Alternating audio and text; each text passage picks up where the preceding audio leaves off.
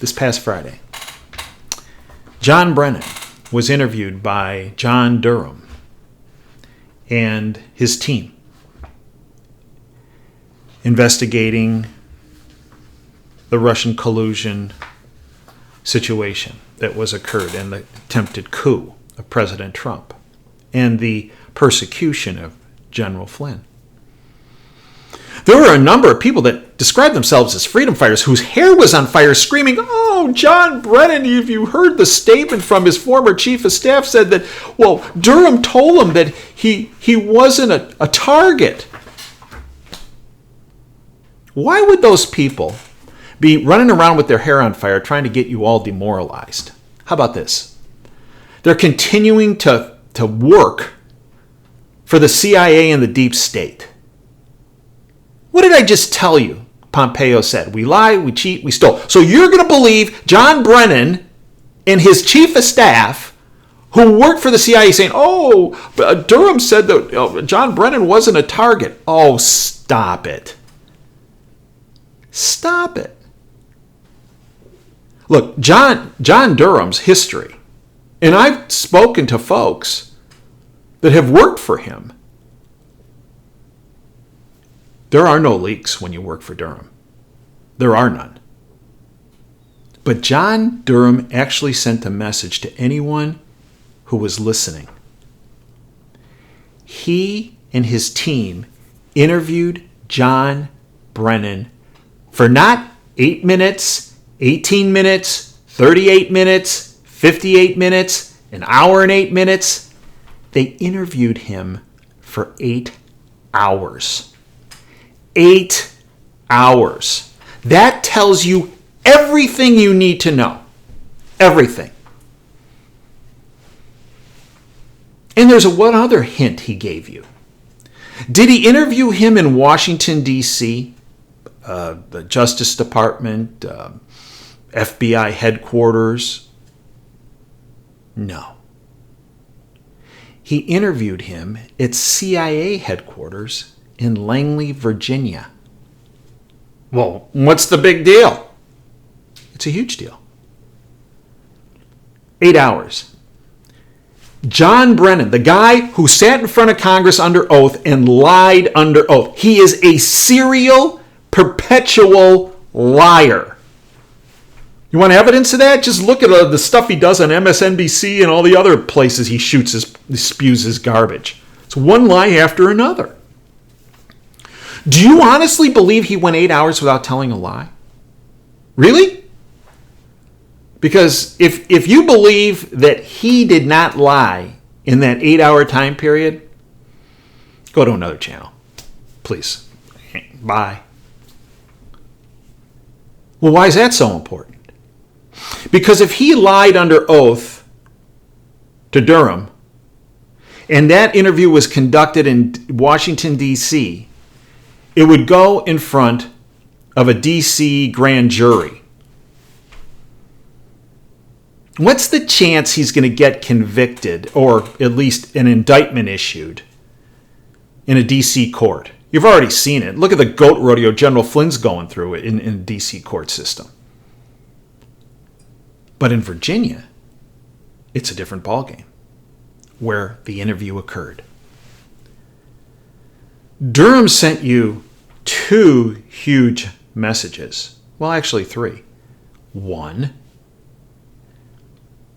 is that he interviewed Brennan for 8 hours. 2, he interviewed him in Virginia, not D.C. And 3, he saved him for the end. My friends who are prosecutors have told me repetitively, you'll know this is getting close to an end when you hear that Brennan is being interviewed by Durham and his team. You always, direct quote, you always save the liar for last. That interview, contrary to what some puppets are trying to do to demoralize you, that interview was not to get information from Brennan. That was to confront Brennan on what other people have told them or flipped in the process. My bet is he lied serially. And my bet is that some people want you to believe that John Brennan's out of the woods. In fact, it said he wasn't a target. It said he was a witness. Well, I have it under good authority from former prosecutors and current prosecutors.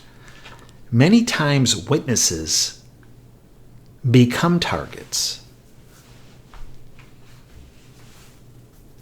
I'm just saying.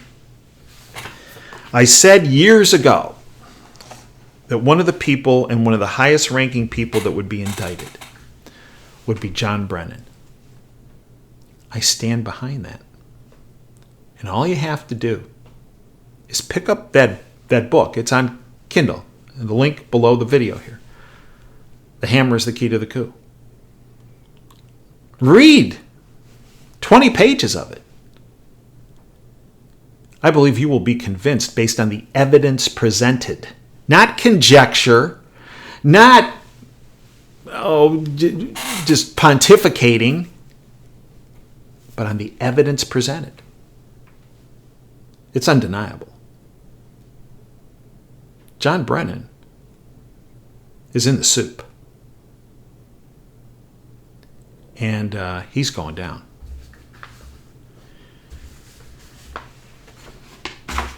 So the SS Deep State took another hit with Brennan on Friday. And this past week, our good friend Bill Binney yet again stepped up. I encourage you, if you haven't watched the interview I did with Bill Binney and Kirk Wiebe, there have been a number of them, but I have it featured on the top part of this YouTube channel, the very top. If you haven't listened to that interview with Bill Binney and Kirk Wiebe, the two foremost experts in surveillance, technology, and platforms in the world, you need to. And you need to network that. It says it all. But Bill went on record again directed at the CIA. This is from the Strategic Culture Foundation. CIA behind Guccifer and Russiagate. William Binney is the former technical director of the U.S. National Security Agency, who worked at the agency for 30 years. He is a respected independent critic of how American intelligence services abuse their powers to illegally spy on private communications of U.S. citizens around the globe. He dismissed the so-called Russiagate scandal as a fabrication orchestrated by this Central Intelligence Agency. He went on. William Binney and other former U.S. intelligence experts, Kirk Wiebe and their team, say they can prove the Russiagate narrative is bogus. The proof relies on the forensic analysis of the data released by Guccifer. The analysis of timestamp demonstrates that the download of voluminous data could not have been physically possible based on known standard internet speeds. These independent experts conclude that the data from the Democrat Party could not have been hacked, as Guccifer and Russiagaters claim. It could only have been obtained by a leak from inside the party, perhaps by a disgruntled staffer who downloaded the information on a disk. That is the only feasible way such a huge amount of data could have been released. That means the Russian hacker claims are baseless. Bill Binney has spoken about that on our platform on a number of occasions. Bill and Kirk spoke about that in that interview I just referred on the top of our YouTube page. The subscribers to our platform 3 years ago knew about this. And almost 3 years ago, they heard from Bill that he, at the request of President Trump, was asked to meet with then CIA Director Pompeo on October 24th, 2017. You know, the guy who said, we lie, we cheat, we steal. Bill presented this information to then CIA Director Pompeo. And Bill, in his own words, told the director of the CIA that if he was unaware of this, then he was being lied to by everyone and anyone who worked with him and for him. It's interesting. Bill delivered that message to him on October 24th, 2017. What happened? Not much. He provided all the information that was needed in October 2017, so we wouldn't have to go through the goat rodeo of 2018 or 19 or 20. I think in addition to many people that we've mentioned already in this video, I think Secretary of State Pompeo has some explaining to do about, well, why didn't he act on the information that Bill Binney provided?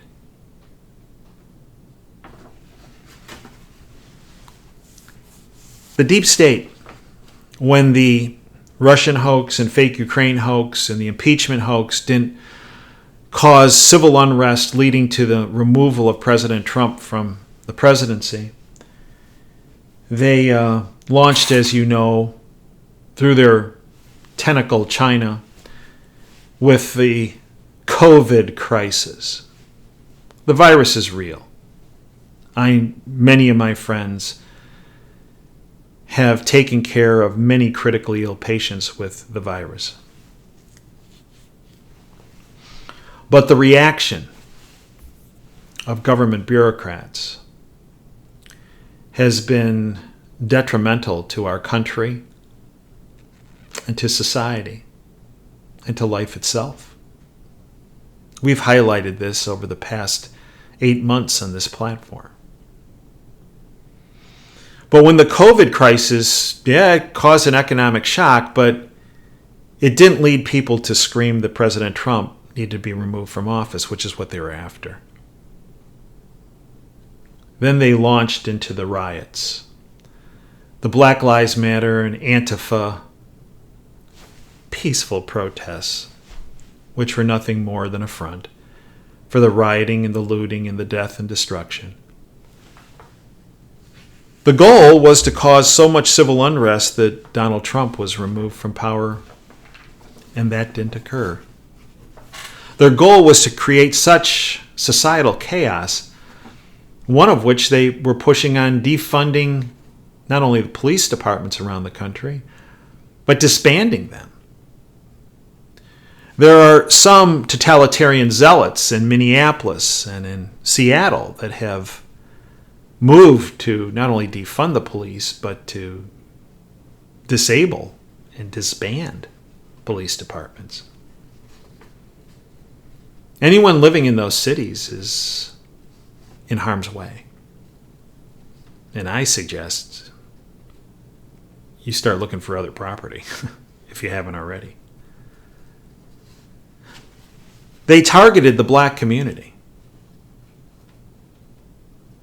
Black Lives Matter, as their founder, Patrice Cullors, in 2015 said that they were a Marxist terrorist organization. Yeah.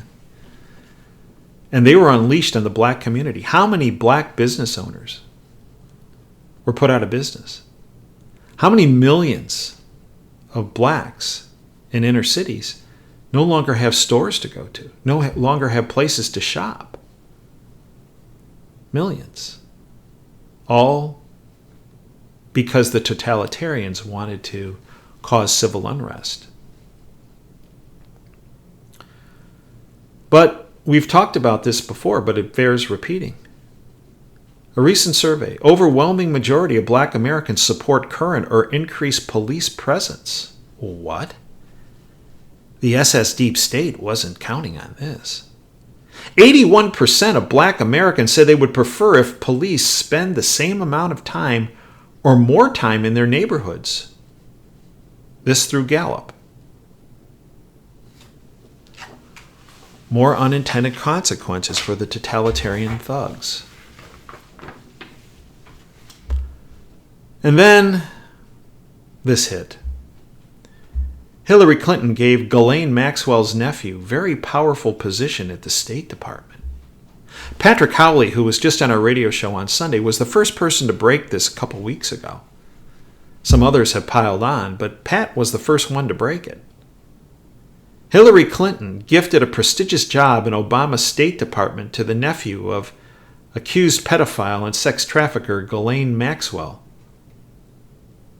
Alexander Diraji, the son of Maxwell's sister Isabel, went from working on Hillary Clinton's 2008 presidential campaign to a, quote, very powerful and prestigious position, end quote, within the State Department, working under Clinton in charge of the Bureau of Near Eastern Affairs.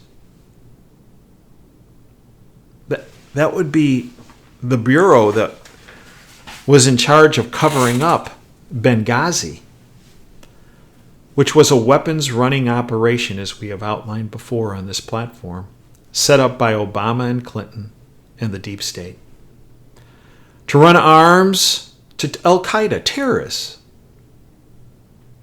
to take out Gaddafi, so that they could loot the country, which they did. And then they flipped that arms agreement and started taking back those arms and funneling them through Turkey into Syria to weaponize a very benevolent organization, which the CIA was involved in running, called ISIS. The subscribers on our platform have known about this for years. I have spoken to you on YouTube about this as well over the years. But the general public is just starting to wake up. And as they wake up, it becomes even more evident that the SS Deep State has not only hit the iceberg, but is sinking. I thank you for joining me today. I hope you will join us for the radio show. I hope you'll become a subscriber to our platform. Without the subscribers, this YouTube channel goes away. The radio show goes away. The website goes away. It is very expensive to run a platform. And if it were not for the subscribers, our platform would not exist. We hope you'll step up and become part of our Freedom family. You will not be sorry you did. The information that we go into depth on the subscription platform is, I believe, second to none. Until next time, Dave Jandis signing off. Dream big and dare to fail. Thank you for your time today.